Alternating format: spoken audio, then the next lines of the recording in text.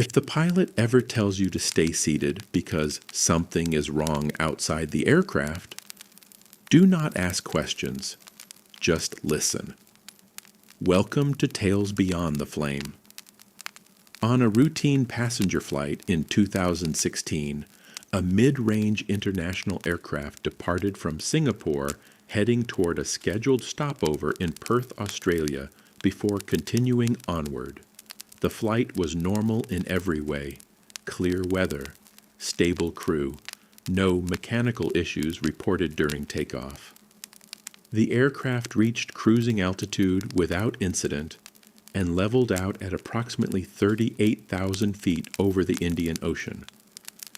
For the first hour, everything followed standard procedure. Passengers slept. Flight attendants completed service routines. The cockpit maintained steady communication with air traffic control. Then, at 1:17 a.m. aircraft time, something changed. The pilot requested a minor altitude adjustment. Air traffic control approved it immediately, but instead of stabilizing, the aircraft began experiencing a brief, unexplained vibration through the fuselage. At first, the crew assumed turbulence, but the weather radar showed clear air, no storm activity, no pressure systems, nothing that would account for the disturbance.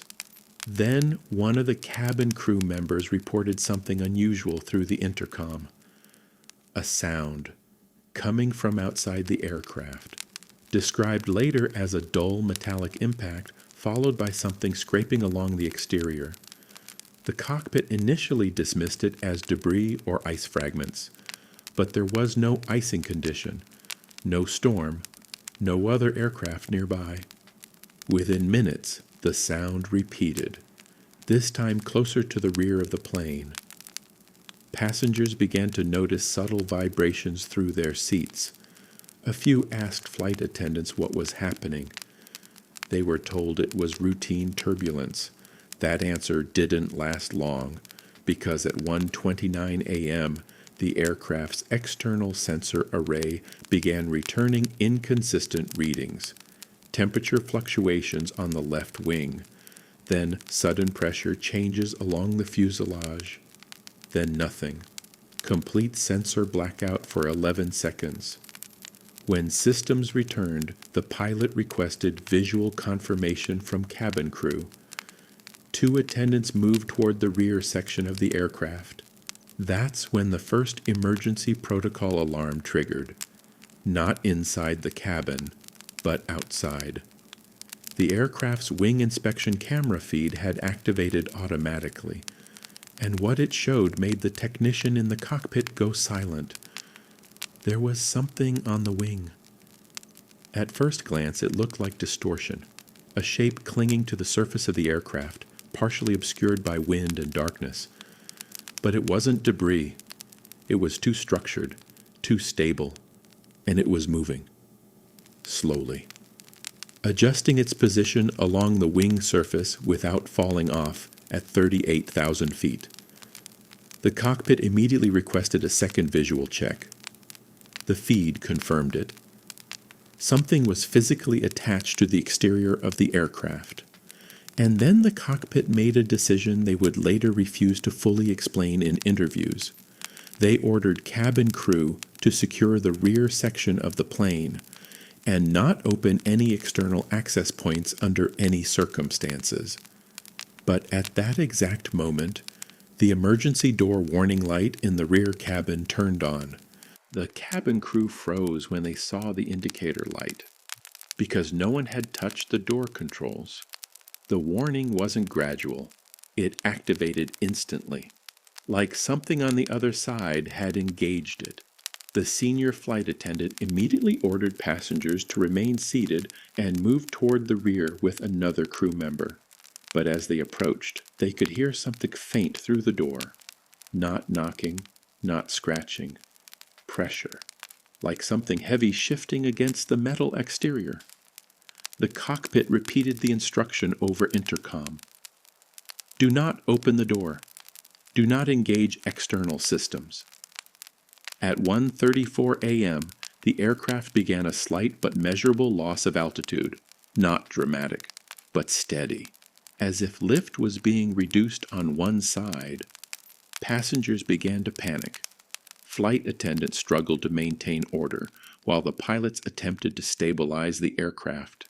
Then the exterior camera feed flickered, and for less than 2 seconds the image shifted. What was on the wing was no longer stationary. It was moving upward along the fuselage toward the cabin section, deliberately. The cockpit issued a distress signal, but at the same time, radio communication degraded. Static overtook the channel, then silence. Inside the cabin, one passenger reportedly stood up and began yelling that they could see something through the small window near the rear door. Others turned to look and immediately regretted it. There was movement outside the window, not passing clouds, not reflection. Something pacing alongside the aircraft at the same speed, keeping level with them. The emergency door warning light then changed state, from warning to active override attempt. The flight attendant closest to the door stepped back immediately. The cockpit issued one final instruction: lock down all rear access. Do not open under any circumstance. Then came a sound none of them expected, not from the aircraft systems, but from the door itself.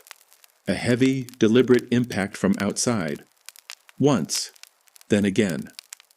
The aircraft suddenly dropped slightly in altitude as if reacting to shifting weight distribution.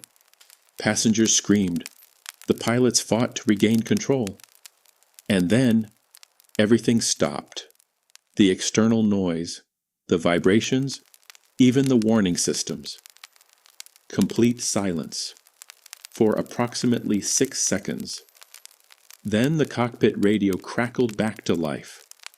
Air traffic control later confirmed they received only one transmission from the aircraft during that window. A partial, distorted emergency call, followed by a final phrase that was never fully verified.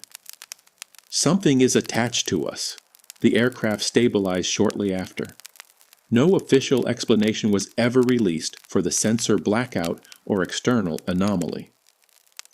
The flight landed safely in Perth, but passengers reported something that was not included in the official report. Several claimed that during descent they saw maintenance crews inspecting the aircraft after landing and deliberately avoiding the left wing entirely, as if they already knew what had been there.